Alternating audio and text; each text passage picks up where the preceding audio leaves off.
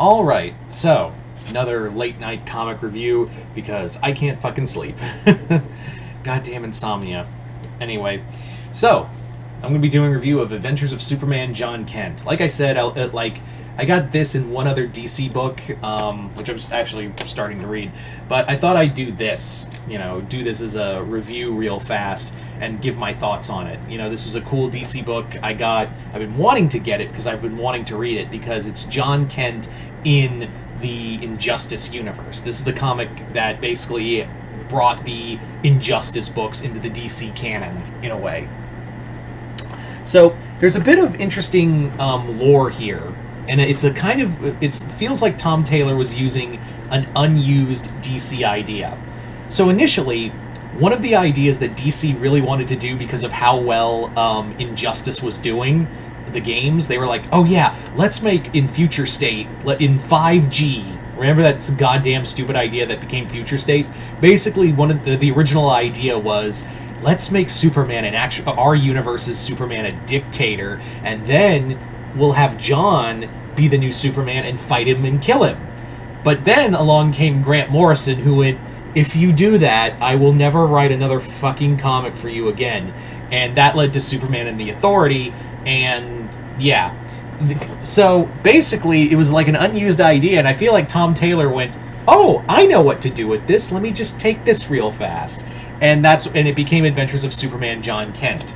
So in this story, John, after being exposed by the Lazarus Rain, now has blue energy powers, which I actually don't hate. I don't hate blue energy Superman, and it actually feels connected to John because John's cells are stronger than Clark's. So it would make a lot of sense that his powers are kind of like evolving in a way to almost match his father.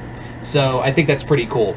So the story is that John has been found by Val-Zod and the Earth-2 Red Tornado, who's Lois.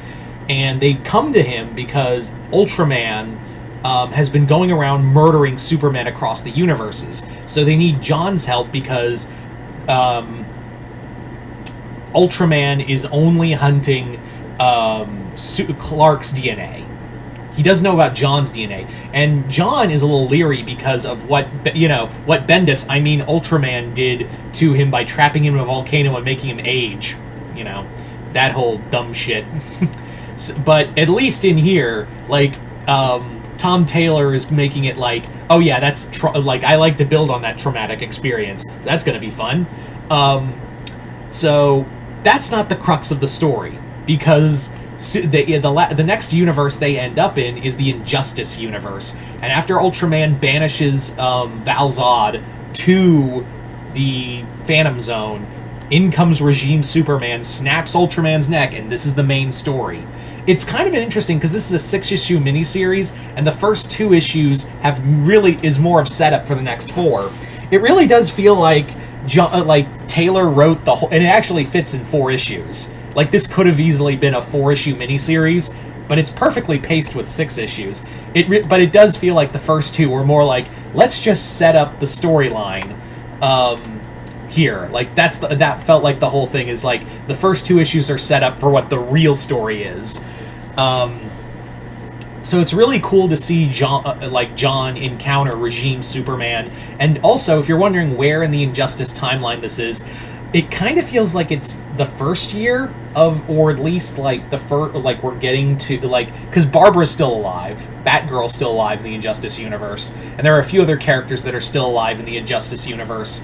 So it does feel like it's at least the first year, or we're still dealing with the post-destruction of Metropolis.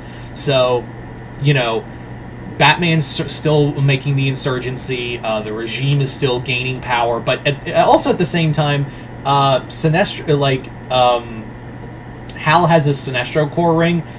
I haven't really read a lot, so I do actually, now that I remember, I think Hal did get the ring before Barbara died, but I digress.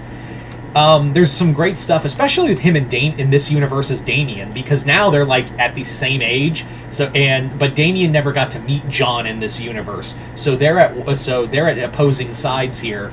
But John is trying to be the light that Clark has lost, And even though this is the Injustice universe, you do feel bad. Like, this is a Superman who gets to see his son. Like, he gets to see who his son grew up to be, and he still kind of fucks up. Like, that's the other thing, is that it's very much like in the Injustice He-Man crossover, where, you know, Superman's given an out, but, like, he still doesn't take that out of, you know, coming back from the edge. But although it does kind of leave it open that maybe in this Injustice universe will become not like the Injustice universe that we saw. I also like there's a little nod to Tom Taylor's Deceased universe, where they were talking about, like, there was another John your age, but his whole universe is infected with zombies. I was like, good on you, Tom. Just kind of self-congratulate yourself. I kid. Tom Taylor's a really good writer. It was kind of neat when they were talking about multiverses. It was like, that's a nice nod to your own work. It makes sense, too. I'll allow it. I will say, though, while most of the art is good, I don't know what happened. At one point, the artwork just takes a massive dump in, like, issue 4. It just takes a massive, just wet dump. I mean, look how bad that is. From... I think it is the original artist from the Injustice books that is working with him. But yeah, you can clearly see the contrast there. I don't know what happened there. I don't know if they got called away for something else, but yeah. It is a really good book, and it's really well paced. This is a solid 6-issue miniseries, and yes, it does build to Beast War. Obviously, Tom Taylor's writing that. But it's a really cool idea. It's a really cool concept of having John, and DC still gets to have its cake and eat it too, of like John's fighting a dictator version of his dad. You still get it. So, would I recommend this? I would say, yeah. Even if you haven't read a lot of John Kent books like I have, this is a nice comic that kind of clues you in on a few things, and it's a pretty easy read. And if you do like the Injustice universe, here you go. Whether that be the Injustice comics or the video games, I'd say pick this up. All in all, pretty solid comic.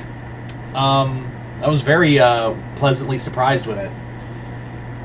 So, there you go, guys. That's my review for Adventures of Superman John Kent. If you've read the book, comment below, let me know what you guys thought of it. Other than that, hope you all enjoyed this. I'm Mr. Multiverse. I'll see you next time in Multiverse.